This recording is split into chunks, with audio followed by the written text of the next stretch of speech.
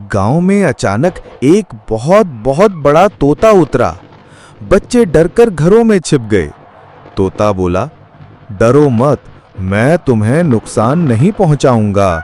मुझे बस रहने के लिए एक सुरक्षित जगह चाहिए। बच्चों ने हिम्मत की और उसके लिए गांव के पास एक बड़ा पेड़ ढूंढ दिया।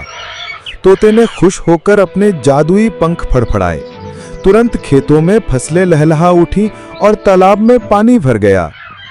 अब बच्चे हंसते हुए बोले, यह तोता हमारा सबसे अच्छा दोस्त है।